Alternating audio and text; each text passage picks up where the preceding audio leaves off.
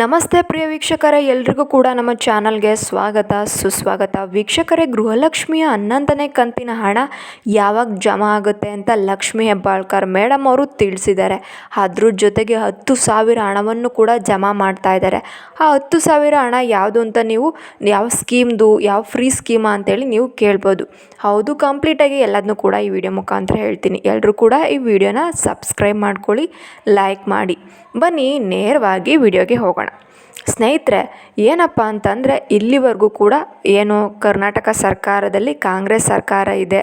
ಈಗ ಕಾಂಗ್ರೆಸ್ ಸರ್ಕಾರ ಏನು ಒಂದು ಕೇಂದ್ರ ಸರ್ಕಾರದ ಒಂದು ಎಲೆಕ್ಷನ್ ಆದಾಗ ಅದು ಸೋತೋಯ್ತು. ಇನ್ನು ಎಲೆಕ್ಷನ್ ಆಯಿತು, ರಿಸಲ್ಟ್ ಬಂತು. ಆದರೂ ಕೂಡ ಯಾಕೆ ಏನು ಗೃಹಲಕ್ಷ್ಮಿ 11ನೇ ಕಂತಿನ ಹಣ ಯಾಕೆ ಬಂದಿಲ್ಲ ಅಂತೇಳಿ ಎಲ್ಲರೂ ಕೂಡ ಪ್ರಶ್ನೆ ಮಾಡ್ತಾಯಿದ್ರಿ. ಏನು ತುಂಬ ಸಲ ಎಲ್ಲರೂ ಕೂಡ ಹೇಳ್ತಾಯಿದ್ರು ಇನ್ನು ಕಂಪ್ಲೀಟಾಗಿ ನಿಲ್ಲಿಸ್ಬಿಡ್ತಾರೆ ಅಂತ. ಆದರೆ ಅದಕ್ಕೆಲ್ಲದೂ ಕೂಡ ಒಂದು ಪೊಲೀಸ್ ಸ್ಟಾಪ್ನ ಇಟ್ಟಿದ್ದಾರೆ. ಮೇಡಮ್ ಅವರು ಇಲ್ಲಿ ಒಂದು ಟ್ವಿಟರ್ ಮುಖಾಂತರ ಹೇಳಿದ್ದಾರೆ. ಅದು ಏನಪ್ಪ ಅಂತ ಅಂದರೆ ಈಗ ಜೂನ್ ತಿಂಗಳಲ್ಲಿ ಏನು ನೀತಿ ಸಂಹಿತೆ ಅನ್ನೋದು ಜಾರಿಯಾಗಿತ್ತು.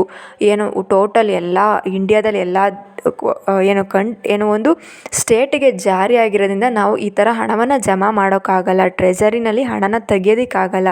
ನೀವು ಅರ್ಥ ಮಾಡ್ಕೊಳ್ಳಿ. ಅದಕ್ಕೋಸ್ಕರ ಸ್ವಲ್ಪ ಟೈಮ್ ತೊಗೊತಾ ಇದ್ದೀವಿ. ಇನ್ನು ಒಂದು ಜೂನ್ ಒಂದು ಎಂಡಿಂಗ್ ಕೂಡ ಮುಗಿದೋಯ್ತು, ಬರಲಿಲ್ಲ ಹಣ. ಈಗ ನಮಗೆ ಜುಲೈಯ ಒಂದು 15ಕ್ಕೆ ಅವರು ಟೈಮನ್ನು ಕೊಟ್ಟಿದ್ದಾರೆ. ಜುಲೈ 15ಕ್ಕೆ ನಾವು ಖಂಡಿತವಾಗ್ಲೂ 2 ಕಂತಿನ ಹಣವನ್ನು ಹಾಕ್ತೀವಿ. 11ನೇ ಕಂತು, 12ನೇ ಕಂತಿನ 2 ಕಂತಿನ ಹಣವನ್ನು ನಿಮಗೆ ಜಮಾ ಮಾಡ್ತೀವಿ. ಇದರಲ್ಲಿ ಯಾವುದೇ ರೀತಿ ಮೋಸ ಅನ್ನೋದೇ ಇಲ್ಲ ಅಂತೇಳಿ ಹೇಳಿಬಿಟ್ರು. ಆದರೆ ತುಂಬ ಜನಕ್ಕೆ 10,000 ಹಣ ಕೂಡ ಬರ್ತಾ ಇದೆ ಫ್ರೀ ಸ್ಕೀಮ್ನಲ್ಲಿ. ಅದ್ಯಾವುದು ಮೇಡಮ್ ಅಂತೇಳಿ ಕೇಳ್ತಾ ಇದ್ದಾರೆ. ಫ್ರೆಂಡ್ಸ್, ಅದು ಏನಂದರೆ ಯುವ ನಿಧಿಯ ಒಂದು ಹಣವನ್ನು ಕೂಡ ಜಮಾ ಮಾಡಿದ್ದಾರೆ. ಅದು ಆಲ್ರೆಡಿ ಎಲ್ರಿಗೂ ಕೂಡ ಬಂದಾಗಿದೆ.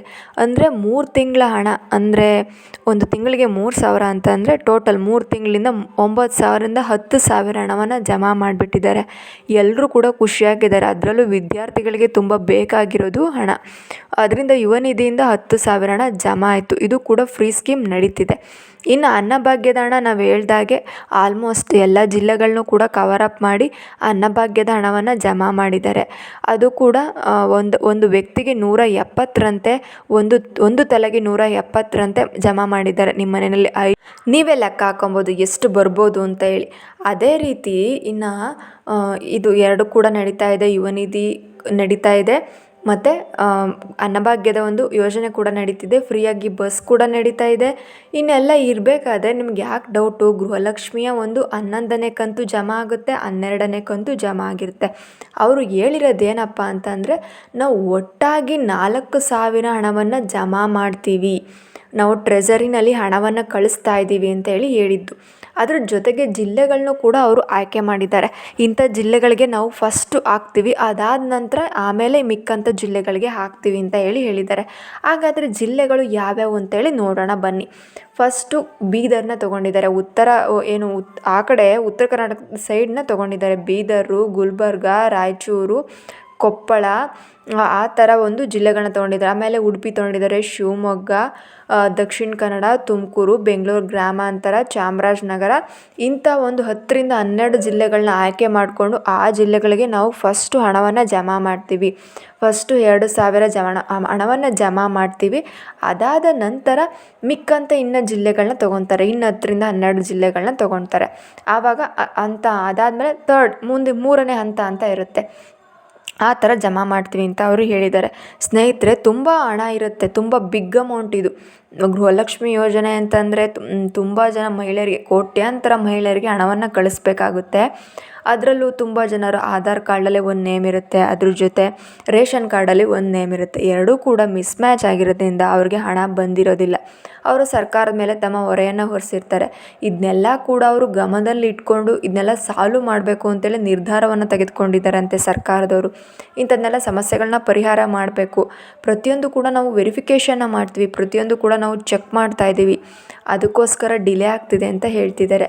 ಹೌದು ಸ್ನೇಹಿತರೆ, ಅದರಿಂದ ನಿಮ್ಮಲ್ಲಿ ಏನಾದರೂ ನೀವು ಒಂದು ಬಡ ಕುಟುಂಬದ ವರ್ಗದವರಿದ್ದರೆ ನಿಮಗೆ ಹಣ ಬರ್ಬೋದು ಈ ಸಲ. ಅಂದರೆ 11ನೇ ಕಂತು ಬರುತ್ತೆ. 11ನೇ ಕಂತು ಈಗಾಗಲೇ ಹಣ ಟ್ರೆಸರಿಯಿಂದ ಬಿದ್ದಾಗಿರೋದ್ರಿಂದ 11ನೇ ಕಂತು ಜುಲೈ 15ಕ್ಕೆ ತಲುಪಿಡುತ್ತೆ. ಅವರು ಟ್ವಿಟರ್ ಮುಖಾಂತರ ತಿಳಿಸಿದ್ದಾರೆ ಮೇಡಮ್ ಅವರು. ಇಲ್ಲ ಸ್ವಲ್ಪ ಡಿಲೇ ಅಂತಂದರೆ 18, 19 ಬಿದ್ದುಬಿಡುತ್ತೆ. ನಿಮಗೆ 12ನೇ ಕಂತಿಗೆ ನಿಮ್ಮ ಪ್ರಾಬ್ಲಮ್ ಇರೋದು. 12ನೇ ಕಂತಿಗೆ ನಿಮ್ಮ ಪ್ರತಿಯೊಂದು ಕೂಡ ವೆರಿಫಿಕೇಷನ್ ಮಾಡ್ತಾರೆ. ಪ್ರತಿಯೊಂದು ಕೂಡ ಚೆಕ್ ಮಾಡಿ ನಿಮಗೆ ನೀವು ನಿಜವಾಗ್ಲೂ ಬಡವರಾಗಿದ್ದರೆ ಮಾತ್ರ ನಿಮಗೆ ಬರುತ್ತೆ. ಇಲ್ಲ ಅಂತಂದರೆ ನೀವು ತುಂಬ ಶ್ರೀಮಂತರಿದ್ದೀರಿ, ನಿಮ್ಮ ಮನೆಯಲ್ಲಿ ಎಲ್ಲ ರೀತಿಯ ವ್ಯವಸ್ಥೆ ಇದ್ದು ಕೂಡ ನೀವು ಉಪಯೋಗಿಸ್ಕೊತಿದ್ದೀರ ಅಂದರೆ ಖಂಡಿತವಾಗ್ಲೂ ನಿಮಗೆ ಬರೋದಿಲ್ಲ. ಅವರು ಸರ್ಕಾರದವರು ನಿಮ್ಮ ರೇಷನ್ ಕಾರ್ಡ್ ಕ್ಯಾನ್ಸಲ್ ಮಾಡ್ತಾರೆ. ಜೊತೆಗೆ ನಿಮ್ಮ ಈ ಒಂದು ಗೃಹಲಕ್ಷ್ಮಿಯ ಒಂದು ಅರ್ಜಿಯನ್ನು ಕೂಡ ತೆಗೆದುಹಾಕೋ ಚಾನ್ಸಸ್ ಇದೆ. ನೋಡಿ, ಯೋಚನೆ ಮಾಡಿ, ಆದಷ್ಟು ಯೋಚನೆ ಮಾಡ್ಬೋದಾಗುತ್ತೆ. ಇದೇ ರೀತಿ ಒಂದು ಮಾಹಿತಿಗಾಗಿ ನಮ್ಮ ಚಾನಲ್ನ ಸಬ್ಸ್ಕ್ರೈಬ್ ಮಾಡ್ಕೊಳ್ಳಿ. ಈ ವಿಡಿಯೋ ಇಷ್ಟ ಆದರೆ ಒಂದು ಲೈಕ್ ಮಾಡಿ, ಶೇರ್ ಮಾಡಿ. ಥ್ಯಾಂಕ್ ಯು, ಧನ್ಯವಾದಗಳು.